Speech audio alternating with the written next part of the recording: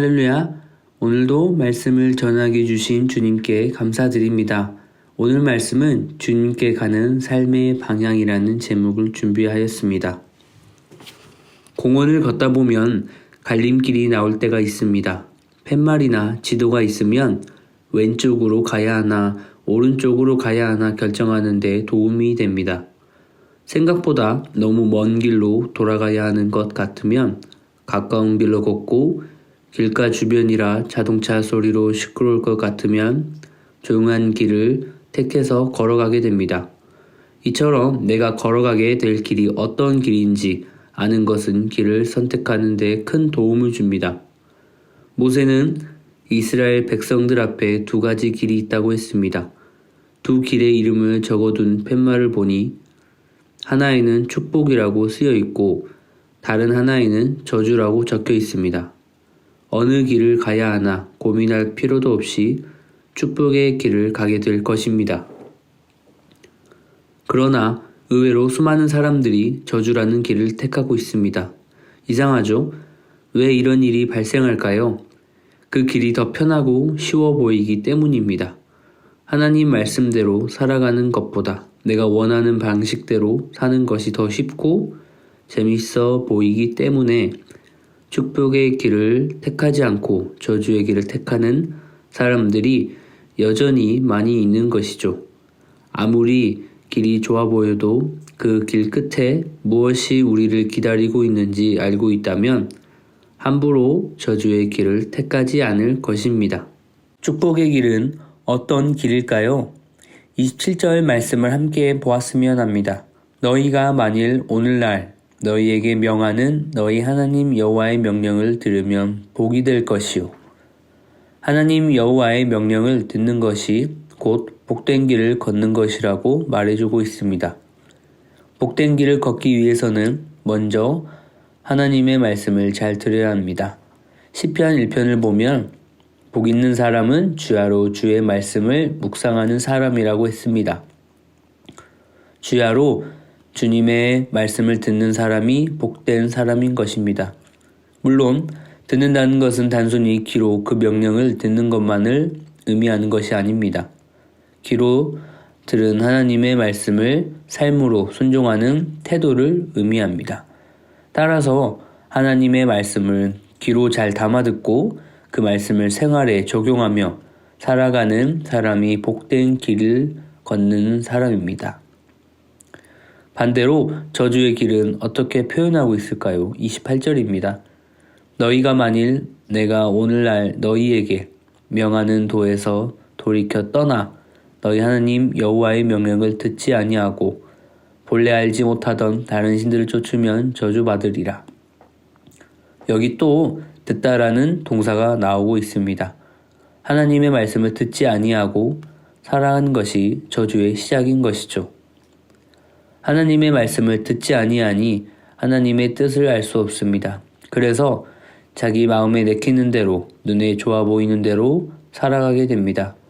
사람은 누구라도 하나님의 말씀을 듣지 아니하면 결코 혼자서 바르게 설 수 없습니다. 그것이 곧 사람에게 저주가 되는 것입니다. 하나님의 말씀을 듣지 않은 인간은 언제나 하나님 대신 자기를 도와줄 신을 스스로 찾아내려고 합니다. 그 신들은 때로는 돈으로, 사람으로, 권력으로, 명예로, 물질로 나타나게 됩니다. 생명의 근원 되시는 참 하나님을 버리고 아무것도 도와줄 수 없는 가짜 신을 의지하고 섬기며 살아가는 것이야말로 저주라고 말하고 있습니다. 모세는 이스라엘 백성이 가나안 땅에 들어가게 되면 그리심산에서는 축복을 선포하고 에발산에서는 저주를 선포하라고 했습니다. 내 하나님 여호와께서 네가 가서 얻을 수 있는 땅으로 너를 인도하여 들이실 때에 너는 그리심산에서 축복을 선포하고 에발산에서 저주를 선포하라. 그리심산은 남쪽에 위치하여 햇빛이 잘 듣고 나무가 울창했습니다. 그에 비해 북쪽에 위치한 에발산은 햇볕이 잘 들지 않는 곳이었습니다. 실제로 여호수아 8장을 보면 백성들의 대표들이 산에 올라가서 이 일을 수행하였습니다. 여호와 하나님의 말씀에 순종하여 살아가면 복을 받을 것이고 반대로 하나님을 버리고 이방신들과 우상을 섬기면 저주를 받는다는 선포를 하였습니다.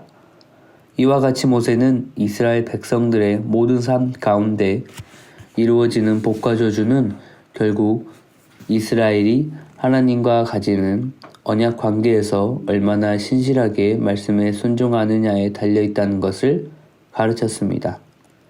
우리 모두에게는 삶의 축복과 저주를 선택할 기회가 주어졌습니다. 세상이 말하는 것과 같이 정해진 운명이 타고난 팔자는 없습니다. 아무리 비천한 상황과 환경 가운데 놓인 사람이라도 그가 뜻과 마음을 정하여 여호와 하나님의 말씀에 순종하여 살아가게 되면 복된 인생을 살아가게 됩니다.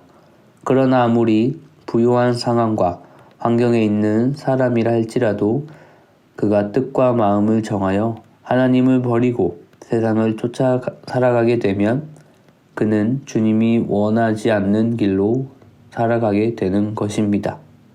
비록 세상 학문이나 지식은 적어도 소유한 것이 작아도 하나님의 뜻을 확실히 아는 사람의 인생은 실패하지 않습니다.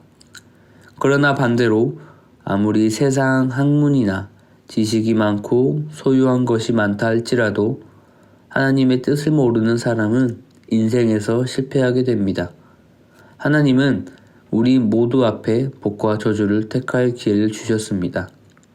사랑하는 성도 여러분, 모세는 이스라엘 모든 백성이 복된 삶을 살아가기를 간절히 원했습니다. 마찬가지로 하나님께서는 우리 모두가 하나님의 말씀에 순종하여 복된 길을 걸어가기를 원하십니다. 그러나 여전히 선택은 우리의 몫입니다. 이 세상에 중립시대는 없습니다. 하나님을 택하든지 하나님을 버리든지 둘 중 하나인 것입니다. 오늘 모세는 우리에게 여호와의 말씀에 분명하게 순종하며 살아갈 것을 결단하라고 촉구하고 있습니다. 우리들 앞에 놓여 있는 복과 저주의 두 갈래 길 중 어느 길로 가야 하겠습니까? 우리 모두가 여호와 하나님의 말씀에 순종하는 복된 길을 택하시길 바랍니다. 우리는 이 길을 가야 하기 위해서 어떻게 해야 하는 것일까요? 첫 번째, 오직 하나님만 섬기십시오. 모세는 신명기에서 여러 번 순종의 축복을 먼저 언급한 후 불순종 및 우상 숭배의 저주를 언급하고 있습니다. 설교할 때 순종의 축복을 언급하면 잘 받아들여지지만 불순종의 저주를 언급하면 잘 받아들여지지 않습니다. 후자의 설교는 마음속으로 설교를 받아치고 애써 듣지 않으려고 할 때가 많기에 실질적인 변화를 일으키는데 효과면에서 떨어지는 편입니다. 그러나 때로는 반발이 예상되어도 후자의 설교를 할 필요가 있습니다. 모세는 후자의 설교를 통해 저주를 언급했습니다. 우리는 하나님 앞에서 복 또는 저주 둘 중 하나를 가져올 수 있음을 신명기 11장을 통해 말씀해 주셨습니다. 신명기 11장 28절에서 다른 신들을 따르면 에서의 다른 신은 여호와 다음 신을 의미합니다. 그 신들을 쫓으면 저주를 할 것이라고 말씀하십니다. 그렇기에 우리는 예수님만이 구원이고 예수 아니면 구원이 없음을 생각해야 합니다. 여호와의 다음 신은 우리에게 없습니다. 유일하신 여호와 하나님을 섬기고 그분의 말씀에 순종하는 삶을 살아야 축복을 주신다고 약속하셨습니다. 물론 기독교에서 말하는 저주를 오해하면 안 됩니다. 기독교에서 말하는 저주는 자신이 어떻게 할 수 없는 운명적인 저주가 아니라 축복의 반대 개념인 일시적인 징벌로서 자기 선택에 따라 축복으로 만들 수 있습니다. 징벌을 축복으로 만들려면 하나님의 말씀에 순종하면 됩니다. 하나님의 말씀에 불순종하며 다른 신을 쫓으면 징벌을 받지만 하나님의 말씀에 순종하며 하나님을 가까이 하면 축복을 받습니다. 즉 세상의 저주는 선택권이 자신에게 없지만 기독교의 저주는 선택권이 자신에게 있는 일시적인 징벌이라고 합니다. 두 번째입니다. 입술로 복을 선포하십시오. 모세는 이스라엘이 가나안 땅에 들어가면 12지파의 절반은 그리심 산에 서서 축복을 선포하고 나머지 절반은 에발산에 서서 저주를 선포하라고 했습니다. 그 명령은 순종의 중요성을 강조하기도 하지만 입술의 중요성을 암시하기도 합니다. 개인과 공동체의 앞날은 입술의 선포에 따라 축복과 저주가 갈리는 경우도 많습니다. 복된 존재가 되길 원하면 입술로 축복을 많이 선포하십시오. 현재 자신이 쓰는 말은 자신의 앞날의 지표입니다. 말은 어느 정도 예언적인 성격이 있습니다. 앞으로 10년 후 자신의 모습은 아무도 정확하게 모릅니다. 다만 자신이 쓰는 말이 어떤 말인지 잘 성찰하면 자신의 앞날이 어느 정도 예측이 됩니다. 내일을 너무 두려워하지 마십시오. 믿음의 말을 쓰는 훈련을 많이 하면 내일은 두렵게 펼쳐지지 않습니다. 내가 내게 쓰는 말은 남이 내게 쓰는 어떤 말보다 파워가 있습니다. 살다 보면 수많은 장벽을 많이 만나지만 부정적인 말로 자기가 자기에게 장벽이 되는 일만은 하지 마십시오. 자신에 대해 믿음의 말을 많이 하면 그 말을 통해 단순히 기분이 좋아지는 것은 끝나지 않습니다. 그 말을 통해 태도가 좋아지고 더 나아가 습관이 좋아지고 결국 운명까지 좋아집니다. 그때 패배자의 운명이 아닌 승리자의 운명이 펼쳐지게 되는 것입니다. 좋은 말과 미래의 좋은 운명을 위해 씨를 뿌리는 것과 같습니다.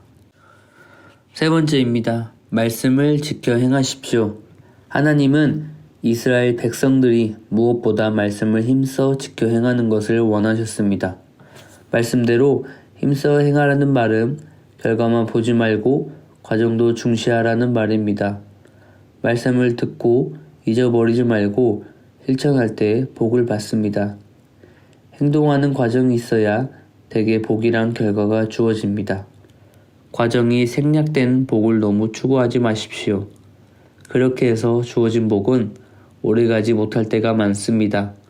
수단 방법을 가리지 않고 돈을 벌고 당선이 되고 경쟁에서 이기는 것은 좋지 않습니다. 사람 눈에는 결과만 좋으면 다 좋게 보이지만 하나님은 정당한 과정도 보십니다. 과정이 있는 축복이 진짜 축복입니다. 너무 서두르는 것은 과정을 생략하려는 태도입니다. 과정을 생략하면 부실 공사가 되고 부실 제품이 만들어지듯이 인생도 부실한 인생이 됩니다. 신앙생활도 과정 없이 결과를 서둘러 얻으려는 것은 기복주의가 되면서 참된 축복이 멀어질 수 있습니다. 숙성 과정 없이 성공하고 빨리 은혜 받고 빨리 정상에 오르는 것은 복이 아닙니다. 오늘과 현재라는 과정에 충실하며 열심히 말씀대로 살면서 하나님을 섬기십시오. 또한 교회도 잘 섬기고 말씀을 잘 듣는 것만으로 신앙생활을 끝내지 말고 실천하고 실행하는 믿음을 추구하십시오. 실천과 실행이 빠지면 남도 속이고 스스로 속습니다. 듣는 것도 잘하고 들은 것의 실천도 잘하십시오. 말씀을 듣고 행하는 자가 반석 위에 집을 지은 지혜로운 사람으로서 진정한 승리자로 우뚝 서게 될 것입니다. 하나님의 말씀을 선다는 것은 축복이면서도 두려움입니다. 말씀 곁에 복과 저주가 함께 있기 때문입니다. 동일하게 하나님 말씀을 들었습니다. 그 자리에 함께 있었습니다.